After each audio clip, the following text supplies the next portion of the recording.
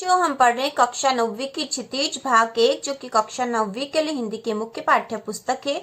और आज हम पढ़ रहे हैं इसमें पाठ 3 जो है, पाठ 3 उपभोक्तावाद की संस्कृति। इस पाठ के आज हम प्रश्नोत्तर करेंगे बच्चों। इस पाठ को हम पहले पढ़ चुके हैं। यदि आपने नहीं देखा हो तो चैनल की प्लेलिस्ट पर जाकर देख सकते हो, जिससे कि आपको ये पाठ अच्छे से समझ में आ जाए और आप इसके प्रश्नोत्तर अच्छे से कर सको। तो आज हम करेंगे इसके प्रश्नोत्तर। तो इसका जो प्रश्न पहला है, लेखक के अनुसार जीवन में सुख से क्या अभिप्राय है। ठीक है, तो यह प्रश्न पहला, और इसके जो है चार प्रश्न दे रखे हैं, उन चारों के उत्तर हम कॉपी में करेंगे। तो इसका जो प्रश्न पहला है, यह लेखक के अनुसार जीवन में सुख से क्या अभिप्राय है। ठीक है, लेखक के अनुसार जीवन में सुख से क्या अभिप्राय है। तो इसका उत्तर है, लेखक के अनुसार उपभोग भोग ही सुख है। ठीक है, लेखक के अनुसार उपभोग भोग ही सुख है। जीवन के लिए आवश्यक वस्तुओं का उपभोग करना चाहिए। उपयोगी व आवश्यक वस्तुओं का उपभोग करना सुख है। तो ये लेखक के अनुसार सुख का अभिप्राय हमने लिखा बच्चों। यहाँ पे इसमें आप उत्तर में 3-4 लाइन भी लिख दोगे तो बहुत है, 3 लाइन भी बहुत है। लेखक के अनुसार उपभोग भोग ही सुख है, यह मुख्य लाइन है इसकी। जीवन के लिए आवश्यक वस्तुओं का उपभोग करना चाहिए। उपयोगी व आवश्यक वस्तुओं का उपभोग करना सुख है। ठीक है, अब इसका प्रश्न दूसरा है, आज की उपभोक्तावादी संस्कृति हमारे दैनिक जीवन को किस प्रकार प्रभावित कर रही है। तो पूरा जो पाठ था उपभोक्तावाद पर ही आधारित था। यदि आप पाठ पढ़ लोगे तो आप ये प्रश्नोत्तर आसानी से कर लोगे, आपको अच्छे से समझ में भी आ जाएंगे। तो आज की उपभोक्तावादी संस्कृति हमारे दैनिक जीवन को किस प्रकार प्रभावित कर रही है। उत्तर है, आज की उपभोक्तावादी संस्कृति हमारे दैनिक जीवन को प्रभावित कर रही है। जीवन की गुणवत्ता कम हो गई है। व्यक्ति आत्मकेंद्रित हो गया है। स्वार्थपरकता बढ़ती जा रही है। समाज के लोग अधिक से अधिक उपभोग की वस्तुएं पाना चाहते हैं, जिससे आक्रोश व अशांति बढ़ती जा रही है। तो ये प्रभाव हो रहे हैं। ठीक है, उपभोक्तावादी संस्कृति का हमारे दैनिक जीवन पर प्रभाव बताना था हमें। तो हमने बताया है कि आज की उपभोक्तावादी संस्कृति हमारे दैनिक जीवन को प्रभावित कर रही है। तो प्रश्न में से लाइन लिखी हमने, जीवन की गुणवत्ता कम हो गई है। व्यक्ति आत्मकेंद्रित हो गया है। स्वार्थपरकता बढ़ती जा रही है। ठीक है, समाज के लोग अधिक से अधिक उपभोग की वस्तुएं पाना चाहते हैं, जिससे आक्रोश और अशांति बढ़ती जा रही है। अब इसका प्रश्न तीसरा बच्चों, लेखक ने उपभोक्ता संस्कृति को हमारे समाज के लिए चुनौती क्यों कहा है। लेखक ने उपभोक्ता संस्कृति को हमारे समाज के लिए चुनौती क्यों कहा है। तो हमने इसका उत्तर लिखा है, लेखक ने उपभोक्ता संस्कृति को हमारे समाज के लिए चुनौती कहा है, जिसके निम्नलिखित कारण है। ठीक है, तो जो कहा है, क्यों कहा है पूछा था हमसे, चुनौती क्यों कहा है ऐसा कहा तो हमने इसका उत्तर पॉइंट में दिया है। ठीक है, पहला है, उपभोक्ता संस्कृति से हमारा समाज दूसरों द्वारा निर्देशित होने लगा है। ठीक है, उपभोक्ता संस्कृति से हमारा समाज दूसरों के द्वारा निर्देशित होने लगा है। दूसरा है, हमारे सीमित संसाधनों का अपव्यय हो रहा है। अपव्यय मतलब दुरुपयोग हो रहा है। इससे जीवन स्तर में अंतर आ गया है, जिसके कारण समाज में आक्रोश व अशांति बढ़ती जा रही है। तो आक्रोश व अशांति वाली लाइन आपने इसके पहले के क्वेश्चन में भी आप याद करोगे तो इसमें आसानी से हो जाएगी कि इससे जीवन स्तर में अंतर आ गया है, जिसके कारण समाज में आक्रोश व अशांति बढ़ती जा रही है। चौथा है, व्यक्ति आत्मकेंद्रित हो गया है। ठीक है, व्यक्ति आत्मकेंद्रित हो गया, ये भी हमने इसके पहले वाले क्वेश्चन में याद करा था। समाज में स्वार्थपरकता बढ़ती जा रही है, ये भी करा था हमने। उपभोक्ता संस्कृति ने हमारी सामाजिक नींव को ही हिला दिया है। तो ये हमने 6 पॉइंट लिखे थे बच्चों, आप इनमें से कोई से भी 5 पॉइंट याद कर सकते हो कि उपभोक्ता संस्कृति से हमारा समाज दूसरों द्वारा निर्देशित होने लगा है। हमारे सीमित संसाधनों का अपव्यय हो रहा है। इससे जीवन स्तर में अंतर आ गया है, जिसके कारण समाज में आक्रोश व अशांति बढ़ती जा रही है। व्यक्ति आत्मकेंद्रित हो गया है। समाज में स्वार्थपरकता बढ़ती जा रही है। उपभोक्ता संस्कृति ने हमारी सामाजिक नींव को ही हिला दिया है। तो ये हमने 6 पॉइंट लिखे, आपको इसे भी 5 याद कर लेना, इससे आगे आपको अच्छे से याद हो जाए। अब प्रश्न नंबर 4 है, आशय स्पष्ट कीजिए। हमें इन जो वाक्य लिखे इनके आशय बताना इस अनुच्छेद का। जाने अनजाने आज के माहौल में आपका चरित्र भी बदल रहा है और आप उत्पाद को समर्पित होते जा रहे हैं। तो इसका उत्तर है, मतलब इसका आशय है, वर्तमान माहौल में बाजार उपभोग की वस्तुओं से भरा पड़ा है जो हमें लुभाने की कोशिश करता है। ऐसी स्थिति में हमारा चरित्र, हमारा सोचने का ढंग भी बदलता जा रहा है। हम उपभोग की वस्तुओं की ओर आकर्षित हो रहे हैं और उपभोग सुख को ही अपने जीवन का लक्ष्य मानने लगे हैं, जिससे जीवन के वास्तविक लक्ष्य हमसे दूर होते जा रहे हैं और दिखावे की संस्कृति बढ़ती जा रही है। तो ये हमने इसका आशय लिख दिया बच्चों कि जाने अनजाने आज के माहौल में आपका चरित्र भी बदल रहा है और आप उत्पाद को समर्पित होते जा रहे हैं, मतलब हमारा ध्यान केवल उत्पाद की ओर ही और उपभोग की ओर ही लगा रहता है। तो इसका आशय हमने दिखा दिया है कि वर्तमान जो माहौल है वो बाजार उपभोग की वस्तुओं से भरा पड़ा वर्तमान माहौल में हमें लुभाने की कोशिश करता है और इसी स्थिति में हमारा चरित्र, हमारा सोचने का ढंग भी बदलता जा रहा है। हम उपभोग की वस्तुओं की आकर्षित हो रहे हैं और उपभोग सुख को ही अपने जीवन का लक्ष्य मानने लगे हैं, जिससे जीवन के वास्तविक लक्ष्य हमसे दूर होते जा रहे हैं और दिखावे की संस्कृति बढ़ती जा रही है। इसका ख पॉइंट जो है, ख वाला जो है, प्रतिष्ठा के अनेक रूप होते हैं, चाहे वे हास्यास्पद क्यों न हो। ठीक है, चाहे वे हास्यास्पद ही क्यों न हो। तो इसका उत्तर है, सामाजिक प्रतिष्ठा के कई रूप होते हैं। कभी कभी लोग सामाजिक प्रतिष्ठा के लिए ऐसे कार्य भी करने लगते हैं जो वास्तव में हास्यास्पद ही कहे जा सकते हैं।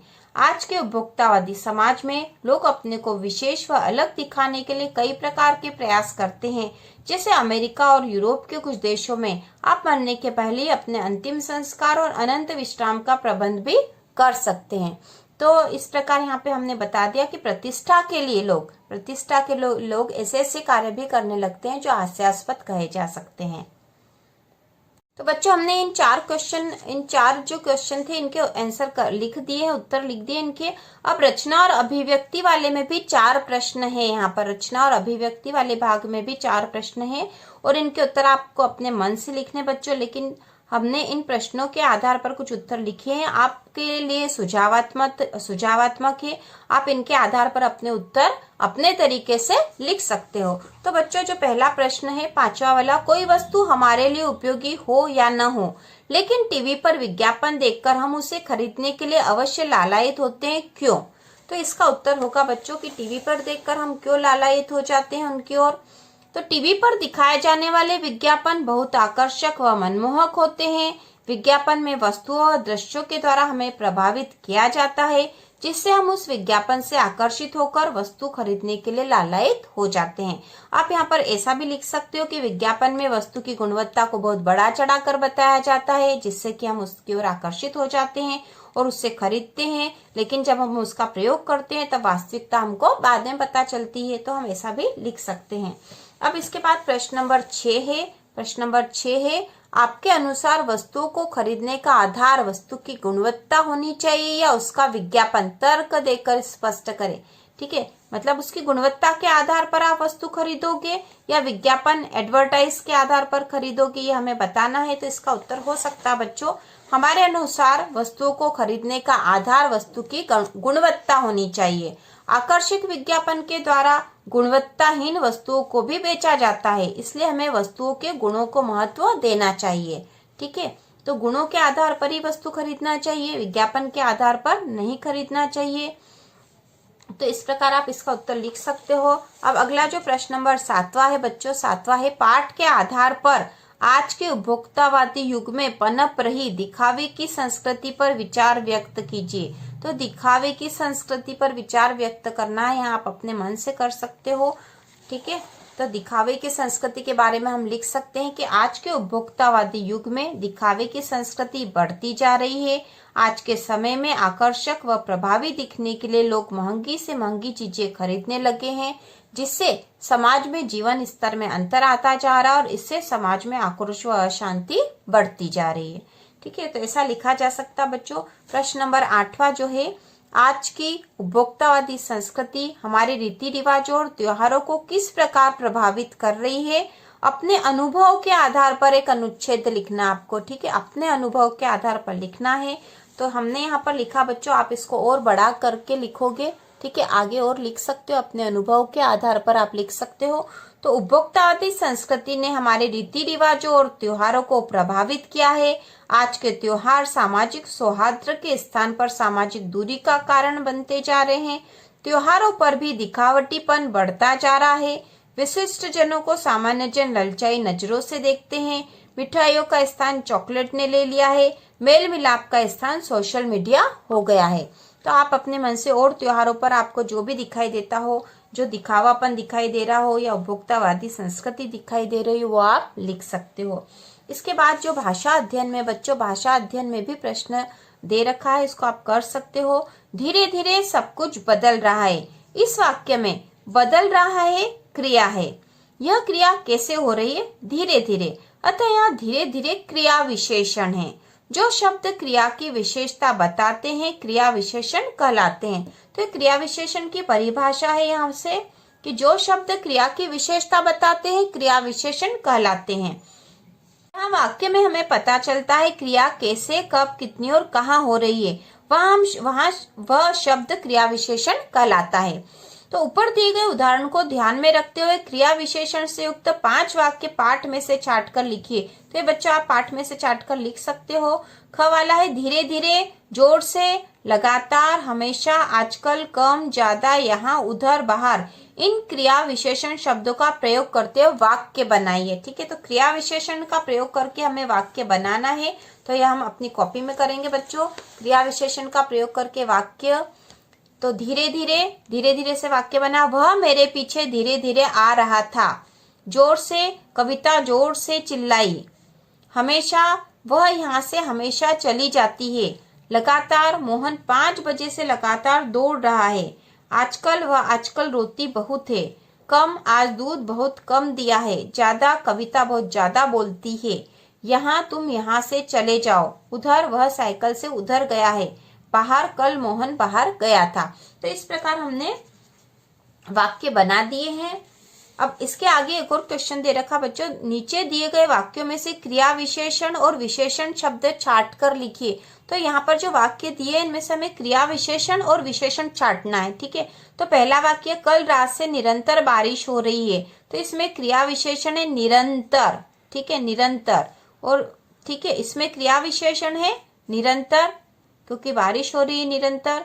दूसरा है, पेड़ पर लगे पके आम देखकर बच्चों के मुंह में पानी आ गया। तो यहाँ पर विशेषण है बच्चों, पके जो क्या है, विशेषण है। तो विशेषण में आएगा पके। बात तीसरा, रसोई घर से आती पुलाव की हल्की खुशबू से मुझे जोरों की भूख लग गई। तो यहाँ पर जो क्रिया विशेषण है जोरों की, जोरों की जो है क्रिया विशेषण है और हल्की जो है विशेषण है। उतना ही खाओ जितनी भूख है, ये अगला वाक्य, उतना ही खाओ जितनी भूख है। तो उतना और जितनी जो है क्रिया विशेषण है। विलासिता की वस्तुओं से आजकल बाजार भरा पड़ा है। तो यहाँ पर जो आजकल है यह क्रिया विशेषण है।